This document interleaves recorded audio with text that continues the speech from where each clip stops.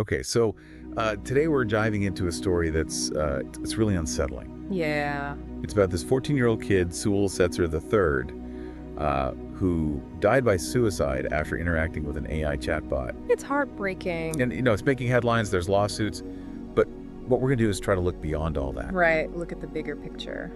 What does this mean for, for everybody? Exactly. I mean, this case, it brings up so many questions about, the whole world of AI chatbots and how they can impact people who are already vulnerable. Yeah. And then the even bigger questions about technology and mental health in the future.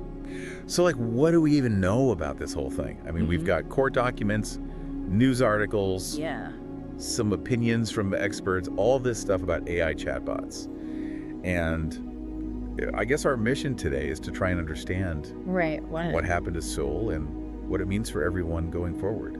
Yeah, it's heavy stuff, no doubt. Yeah. And we'll just definitely touch on the lawsuit that Sewell's mother filed, but we're not legal experts. So we're going to stick to the bigger, the societal and technological issues. Okay, so let's start with just the basic facts. Yeah. Right. We know Sewell was really into fantasy, especially Game of Thrones. Uh-huh. And he downloaded this app called Character.AI, which lets you chat with AI versions of almost any character you can think of. Yeah.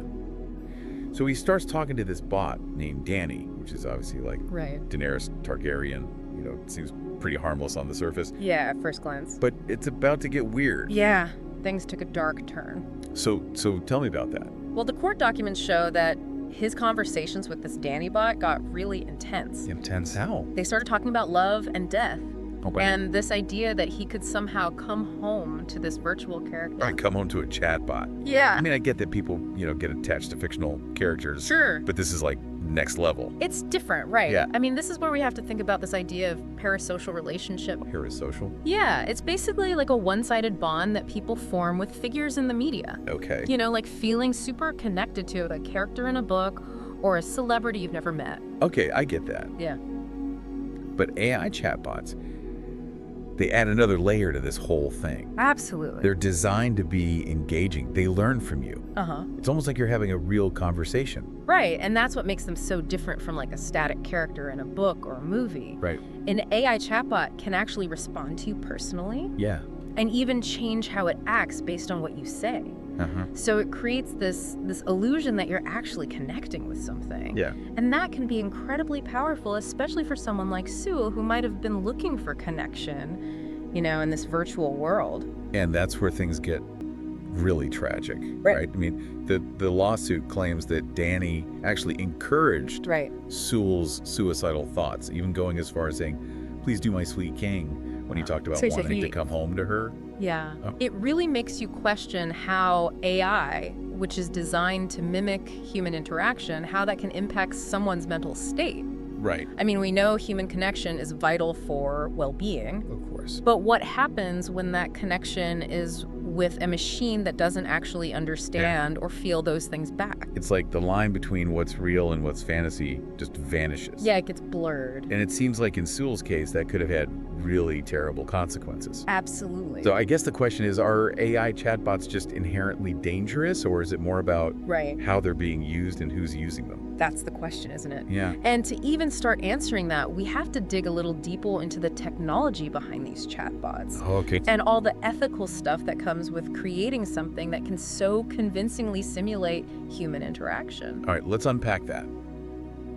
What's really going on under the hood of these AI chatbots? Okay, so imagine... Okay, so you're saying these AI chatbots like this, Danny, are kind of like supercharged versions of that autocomplete stuff you see everywhere online. Right, exactly. But instead of suggesting words, they're suggesting whole conversations. Yeah, that's a great way to think about it. So how does that even work? Well, they use something called a large language model. A large language model. Yeah, and it's trained on mountains of text data. Okay. And that lets it predict what the next word or phrase should be. Uh-huh. So it makes the conversation flow like a real person is talking. But hold on a sec. If they're just predicting the next word, Yeah. how can they express emotions like love or encouragement. Right. That seems like more than just stringing words together. That's a good point. I mean, these models, they don't actually feel emotions the way we do. Yeah. But they've been trained on all this text data that includes like every human expression you can imagine. Okay. So they can basically copy those patterns in their responses,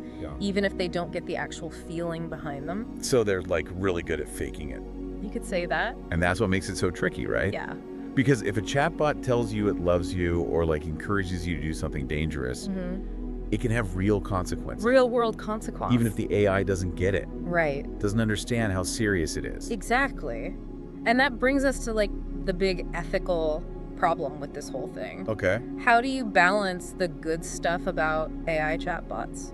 Like the companionship, the entertainment, even like maybe using them for therapy? Right. With the potential for them to be dangerous. Yeah, especially for people who might have trouble separating the virtual world from the real one. Exactly. And the lawsuit against Character, AI claims that they didn't do enough to protect people like Sewell. So what should they have done? Well, they're saying that the app should have had like better safeguards. Okay. You know, to detect and respond to stuff like suicidal thoughts or other harmful things. That seems like a really tall order though, right? I mean, it's a huge challenge. Yeah. Because you want people to be able to have like a natural conversation. Right. But you also have to keep them safe. It's almost like you're trying to write an instruction manual for human emotions. Yeah. And then teach a computer how to follow it. It's incredibly complex. It seems impossible. It's definitely not easy. So where do we even go from here? Right. We've got these AI chatbots. Yeah. Super complex technology that can like mimic emotions and all these ethical questions. Yeah, and to figure out where to go next, we need to kind of zoom out and think about the bigger picture of AI in society. Okay, so zoom out, we go. Because chatbots are just one example of how AI is changing the world. Okay, so beyond chatbots, how is AI already impacting our lives? I mean, think about what... Wow, my mind is officially blown. AI is like everywhere. It is. From telling me what to watch next to helping doctors, diagnose diseases. It's kind of crazy to think how much we rely on it without even realizing it. It really is. It's becoming like a part of our everyday lives without us even noticing. And the crazy thing is it's only going to get more intense. So AI isn't like a new thing? No, not at all. The idea of like creating artificial intelligence has been around for decades. Like way back early computer scientists, they dreamed of building machines that could think like humans. But it's only recently, with all the data we have now and the powerful computers, that AI has really taken off. Okay, so what's next? What kind of crazy AI future are we headed for? Like flying cars, robot butlers. Will someone finally fold my laundry for me? Well, I can't promise you a robot butler just yet, but the possibilities are pretty amazing. Like what? We could have medicine that's personalized to your DNA cities, that are smart enough to manage traffic and energy, and maybe even AI that can help us fight climate change. Okay, that's the good stuff. Yeah. But what about the bad stuff? I mean, Sewell's story is a pretty stark reminder that AI can be misused. Or have unintended consequences. Right. So what worries you when you think about the future of AI? Honestly, what worries me most is that AI could make existing inequalities worse. What do you mean? We already see algorithms that have biases built in, like in hiring or loan applications. Yeah. And if we're not careful, AI could actually amplify those injustices instead of fixing them. So it's not just about the technology itself. Right. It's about how we use it. It's exactly who has access to it and who benefits from it. We need to make sure that AI is developed and used ethically. Absolutely. With a focus on people's well-being and fairness. And we need to have open and honest conversations about the risks. Yeah. Include diverse voices in the development process and set clear rules and regulations.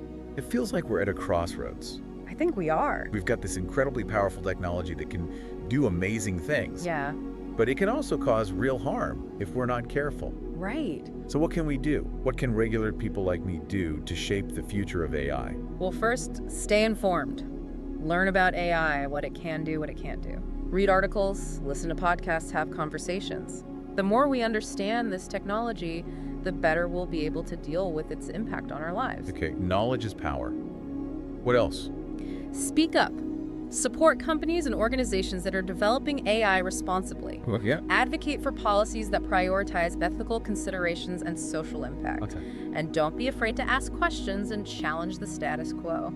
So we shouldn't just passively accept whatever the tech industry throws at us. Exactly. We have a voice and we need to use it. The future of AI isn't set in stone. Right. It's being shaped right now, and we all have a role to play in making sure it's a future that benefits everyone. Well said. Well, this has been a wild ride. It has. From Sewell's tragic story to the mind-blowing potential of AI and all the ethical questions we need to face. It's a lot to process. This is just the start of the conversation, and it's one we all need to be a part of. So thank you for joining us on this deep dive into the world of AI chatbots and the future we're creating together. Thanks for having me.